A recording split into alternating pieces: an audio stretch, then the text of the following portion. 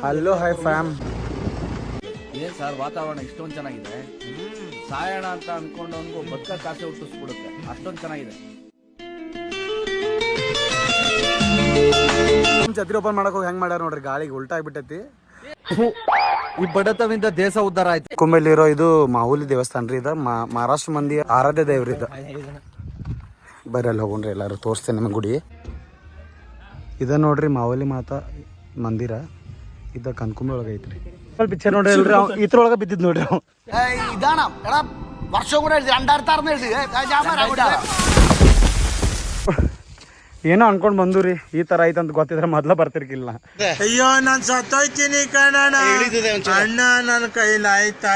ಈ ತರ life bro, ಕೋಟಿ ಕೊಟ್ಟರು ಸಿಗಲ್ಲ. ಕೆಲವೊಂದ್ಸಲ ನಮ್ಗೆ ಲಕ್ಷಾಂತರ ರೂಪಾಯಿ ಕಾರಲ್ಲಿರುವಂತ ಕಂಫರ್ಟಬಲ್ ಸೀಟ್ ಮೇಲೆ ಕೂರೋಕ್ಕಿಂತ ಜಾಸ್ತಿ ಖುಷಿ ಈ ತರ ಜಾಗಗಳಲ್ಲಿ ಸಿಗುತ್ತೆ. ಬ್ಯಾಡ್ಲಾಗ್ ಗೈಸ್ ಬಂದೇವಿ, ಬಿಡಾನಿಲ್ಲ ಫಾರೆಸ್ಟ್ ಆಫೀಸರ್. ಬಂದ್ ಮಾಡ್ಸ, ಇಲ್ಲಿ ಜೀವಂತ ಹೇಗೆ ಹೋಗ್ತಿದ್ದ ನಾನು ನೋಡ್ತೇನೆ.